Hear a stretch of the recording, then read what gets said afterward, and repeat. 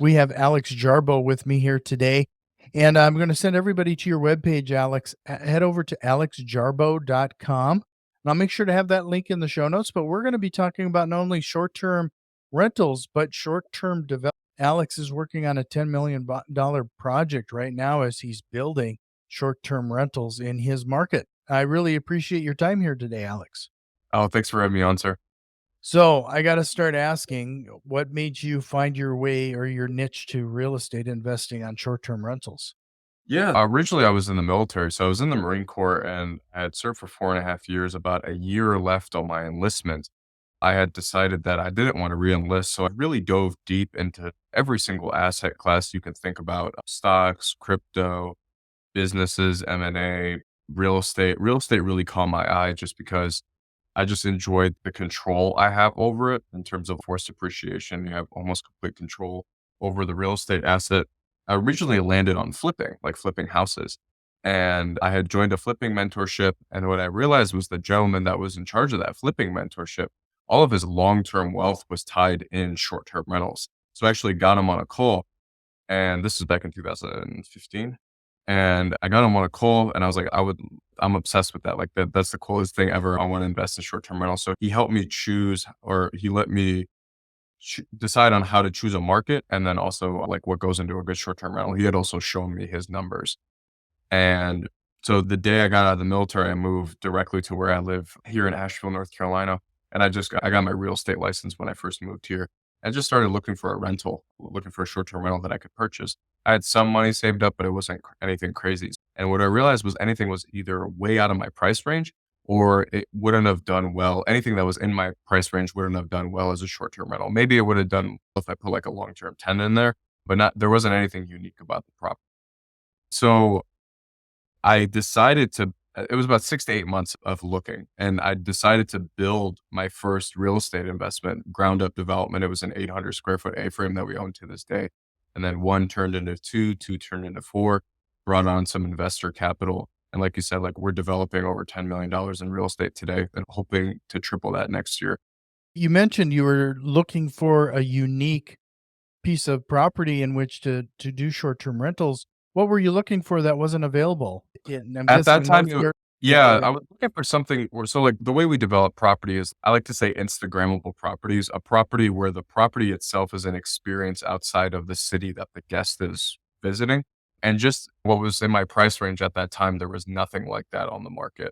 There, like, even if it was like a small log cabin, my budget was like 250,000. I couldn't find anything, even at that time, which was 2016.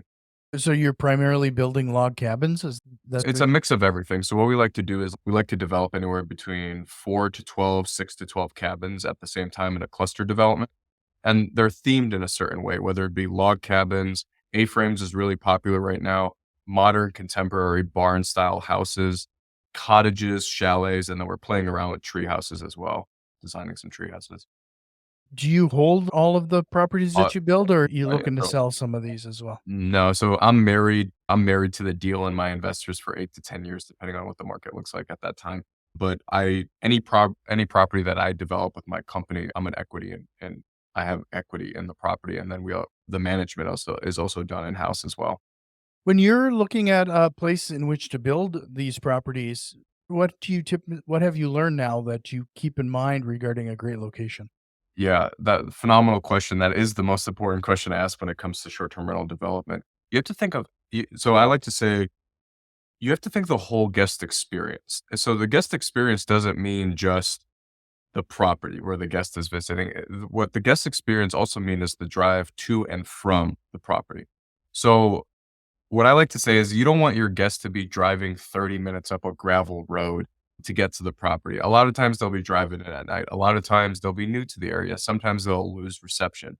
You don't want them to be scared or slash annoyed before they even get into your property. So access to the land is one of the most important things I like to look into. We're in the mountains here, but it's more important to me than views or anything like that. It's how is the guest getting to the property? We like to be off of a double lane state maintained road or some sort of paved road leading into the property. We'll put in our own gravel driveways. That's completely fine. We've done up to a quarter mile gravel driveway or up to a half mile gravel driveway, but that'll take them anywhere between 3 to 5 minutes to drive through compared to 30 minutes up a gravel road. So access to property is probably number one. With that all being said, it seems like the short-term rental market has just gotten a influx of investors trying to find various niches associated with these type of rentals. Have you found certain amenities that are help you stand out? You mentioned Instagram associated properties, but is there anything else that you're looking for Yeah. or that So you're building the, in? the structure and the interior design plays a huge part of bringing guests to the property. But yeah, amenities for sure. So all of our properties currently are permanent foundation stick built houses. So they're actual houses that someone can live in long term. And the reason it's done like that is because we want to make it feel like home. Even if like our first A-frame was 800 square foot, it still feels like a house. Meaning that there's a full bathroom, full functioning bathroom, and then there's a full kitchen. Every kitchen that every property we develop has a kitchen that can essentially cook a Thanksgiving dinner if you needed to. High speed internet has become super important, even especially after COVID, because people are still working. A lot of people are working remote permanently, or at least on some sort of flexible schedule basis. Amenities like internet are super important. Hot tubs are always going to be important in the mountains. Nothing gets more iconic than like a log cabin in the mountains with a hot tub. So hot tubs tend to add anywhere between $25 to $50 a night on your daily rate as well. It's interesting. You mentioned the last couple of years with the lockdowns. It sounds like there's a trend when it comes to short-term rentals. You saw a influx of residences, people renters because they didn't want to be in a compact or Yeah, yeah. multi-use building material in hotels and the like. So it seemed like there was a kind of a surge in the short-term rental market actually during over the past couple of years, which is Yeah, kind of the opposite. we kept raising our prices because we were at like 95+% occupancy. We kept raising our prices and people kept booking. Are you So seeing that trend continue? yeah, so it's definitely slowed down for sure, but we're still at 90% plus occupancy throughout the whole year. Our prices fluctuate daily based off of a dynamic pricing tool we use. But yeah, COVID, that wasn't our original plan because we started developing prior to COVID.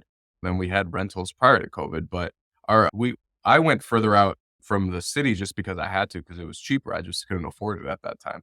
But that played into our strategy after once COVID happened and the lockdowns happened and we got past the first lockdown, the first couple months, people left the metro cities and they went into more rural settings. And especially, like I said, especially now with people working remotely and people are a little bit more comfortable traveling off the beaten path to get to these unique properties, the occupancies are standing true. Maybe it's a little less busy, but that was expected once the borders opened up that people were going to start traveling internationally again.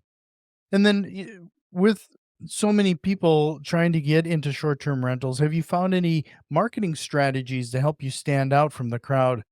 Because there's sure a lot to, especially when you're starting out, getting that superhost status or what have you. It's not an easy process. Yeah, so the superhost status, yes. I like to look at so like I outside of just owning a short-term rental, which is one real estate property, you have to look at your even if you own one, you have to look at your whole property as a business. You're operating a business there. It's not just a property. So with that being said, I look at Airbnb. I'm super grateful for Airbnb and VRBO both, but they should be just looked at as a marketing arm to your business.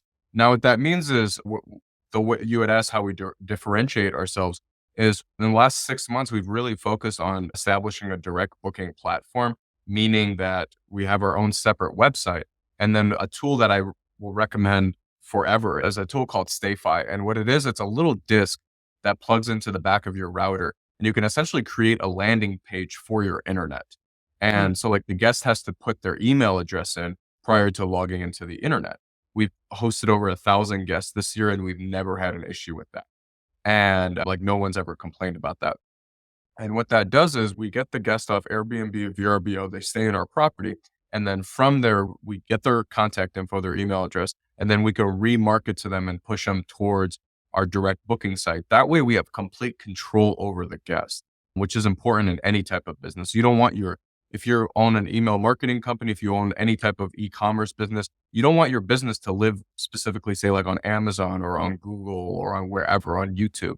You want to be able to control your guest, which is super important. Yeah, I would imagine that those guests that are booking directly with you are just in the end far more profitable. They're far more profitable. You can offer more discounts because the service fees aren't as crazy, but it also lends to a more intimate process as well.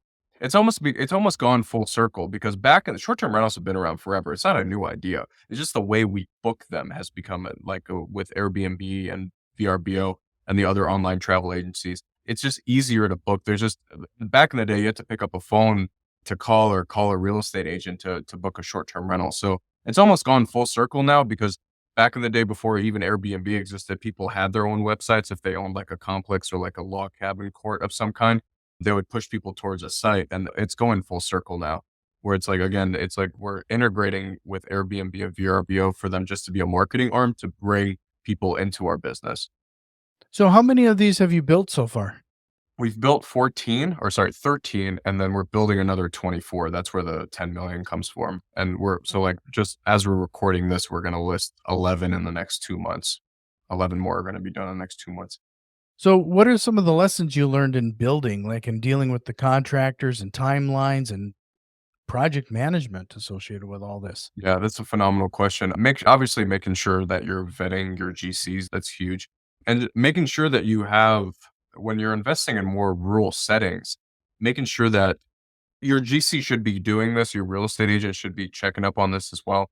But making sure you have access to things like electricity and internet. Sometimes like certain easements are required, especially if you're like operating in private neighborhoods and stuff.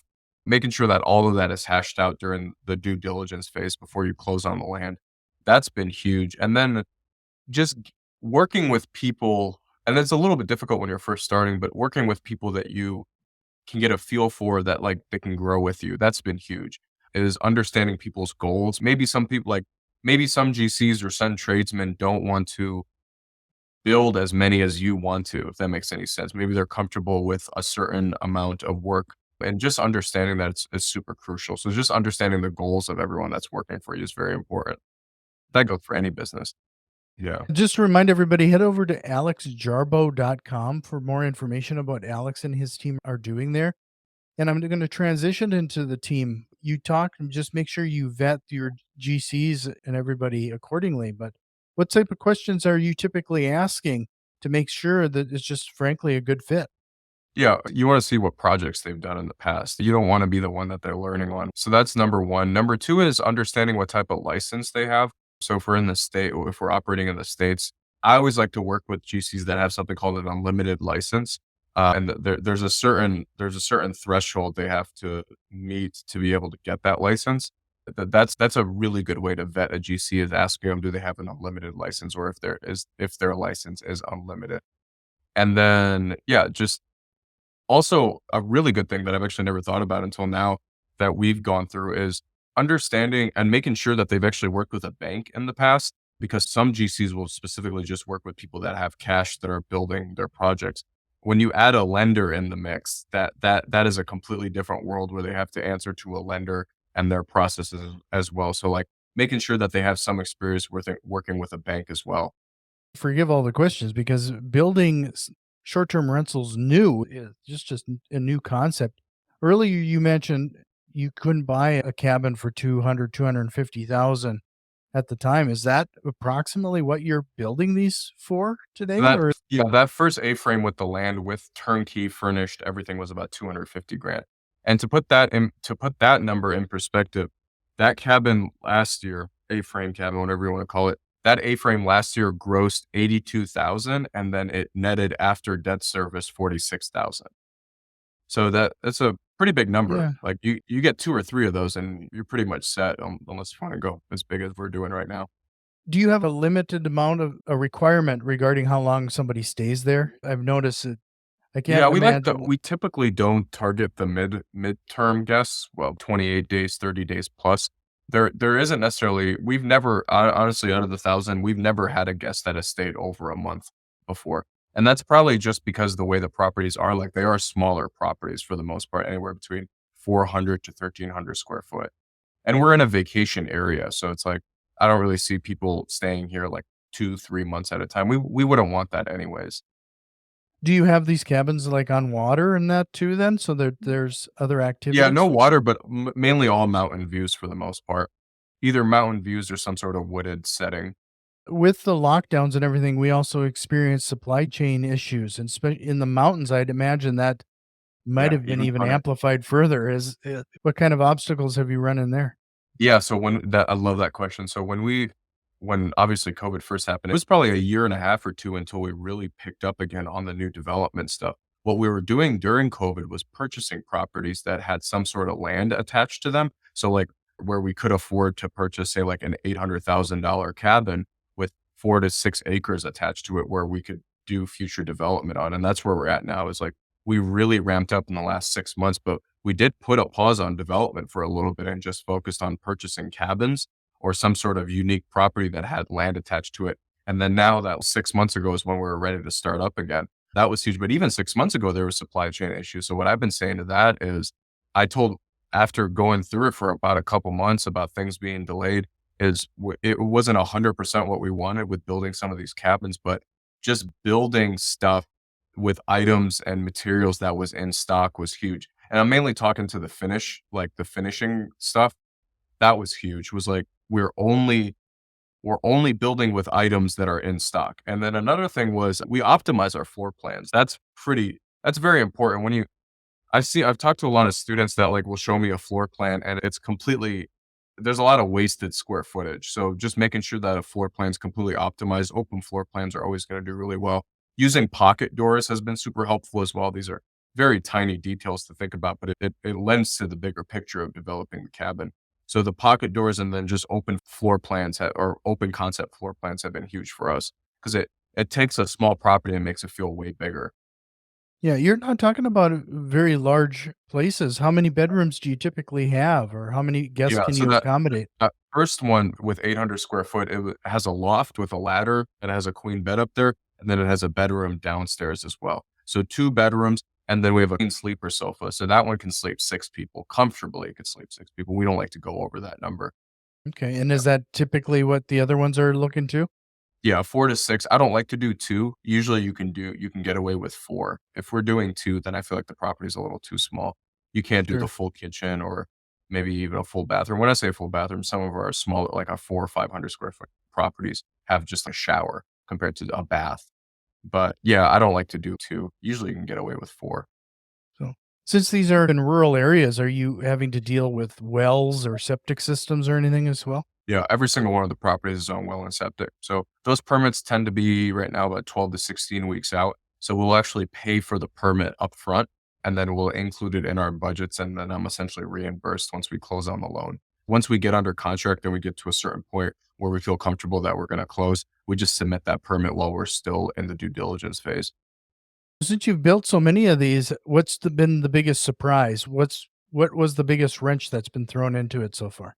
The supply chain issues for sure, but the biggest it wasn't necessarily unexpected. It was me sitting down about 6 to 8 months ago and realizing just thinking about what the best use of my time really is in my own business and then delegating the rest. So what I realized was focusing on these like 6 to 12 cabin communities is the best use of my time. There really wasn't a big difference in time used with anybody on my team. If I went and looked at a 5-acre parcel, there was no difference between me looking at, say, like a 2-acre parcel and a 15-acre parcel. To me, it was the same amount of time. When I sent it to my GC, when I sent it to my engineer, when I sent it to my architects for the floor plans, it was essentially the same amount of time that we were spending on those two. It was like building 1 or 2 cabins here or building 10 here. It was almost the exact same time. It was just a bigger budget. So that's been the biggest, not necessarily a monkey wrench, but the biggest aha I've had in the last 6 to 8 months. Okay. I'm guessing that you work with other investors regarding what you're developing there. How do people get involved, or what are you looking for right now? Yeah, you guys can we're not actively looking for capital right now, but I'm always talking to investors just in case a deal comes across my table that I can shoot out. But alexjarbo.com, you guys can find all my stuff there. My YouTube channel is there as well. Just like we use the YouTube channel just to go through management principles and some tools that we use, and then also to detail some of the projects we're working on as well, like on site. So I'm going to end our some of our conversation with a question though regarding there's a lot of people new to real estate investing that listen to the show. and they're considering short-term rentals. What is one of those a couple strategies or a couple tactics that you would suggest that they do before they buy their first short-term rental property? Yeah, so if they're looking to buy or develop, one of the easiest ways to do it is to get a HELOC or do a cash out. I wouldn't do a cash out refinance right now with the rates, but doing a HELOC and tapping into the equity of your home and essentially, I've seen a lot of people do this. Essentially, build an accessory dwelling unit in their backyard, like just a very small property, and then rent that out, and that essentially pays the mortgage for both properties. That's one way I've seen do it. But just doing your due diligence, there's a phenomenal tool that's a free tool that pulls all of the information from Airbnb and VRBO, and it'll show you exactly what properties are making in your market. I would say just doing your due diligence on that website. It's called data.rabbu.com, data.rabbu.com. And you can play around with that and see what like the certain property that you're looking to develop or purchase could potentially make. Yeah. Okay. I appreciate all of that information. If you're ready, we'll jump into some of the rapid fire questions and we'll close this out. So, we're familiar with the late night programs that promise the world when it gets to real estate investing. What is one real estate investing myth you'd like to bust today? Ooh, that's a good question. You don't have to start in your backyard. That's one thing that people always say is start in your backyard. You can do with the amount of tools that are out there, like you can run a successful real estate business remotely if the numbers are anything in any real estate class you're looking to get into. If the numbers don't work in your backyard, you can go nationally if you need to. Okay. And then what book would you recommend everybody checking out, or what are you reading right now? One of the best books I've what the best book I've ever read just on overall economics and just the way our money system is set up is Creature from Jekyll Island. That's been a really eye-opening book. Okay. What is the biggest real estate investing mistake you've made, and what did you learn from it? Yeah, I briefly touched on it, but I didn't really tie it to an example. So we ran the very first property we developed. We didn't get an electricity easement prior to closing on the land, and none of the neighbors initially wouldn't give us that electricity easement. So we built $180,000 property and furnished it. So like 250 grand total with the land. We furnished and had a property that was fully built that had no electricity to it. And then we eventually figured it out, but that was potentially $180,000 mistake that I could have made that I've learned my lesson with anything that I do from now on with like easements or anything with neighbors. Okay. Yep. What is your favorite movie? Ooh, favorite. I was a magician prior to the military, so I love the movie The Prestige with Christian Bale and Hugh Jackman. Magician. Can you show us a trick right now? Oh, I can't right now. I don't have it. Oh my god. Put on the spot like that. That's so funny. I love it. It's okay. So, if you I'll could be go ready back next time. If I ever you'll hop be on. yeah, okay, I'm gonna hold you to that. If you could go back into time and give your younger self one piece of advice, what would that be? Just persevere. Focus. Set aside anywhere between an hour to 3 hours a day to focus on one thing. And you had mentioned what my other favorite books are. The One Thing by Gary Keller and Jay Papasan has really been a framework for me. That you sit down 1 to 3 hours a day and focus on just one thing that you can do consistently every day for the next like 2, 3 years. And I guarantee they'll put you pretty close to the top of your field, if not pretty close to it. Alex, this was a great conversation. Again, it's alexjarbo.com. Make sure to check the show notes for that link. But before I let you go, is there a question or concept you wished we would have covered today? No, one of the things is just making sure that you have some sort of mentor. That's been huge. That in every stage of my life in the last if you look at the military in the last 10 years, there's always been looking back, there's always been a mentor that's been there for me that helped me get to the next level. And I feel like some of that knowledge might be buried of how important a mentor actually is with all like the fake gurus out there right now. But trying to find a mentor that you can tie yourself to is super, super important, especially in what you're trying to do. Yeah, I can't echo that enough. Thank you, Alex. And you're welcome back anytime. I hope you'll take me up on that. And it was great chatting with you and meeting you here today. Thank you, sir.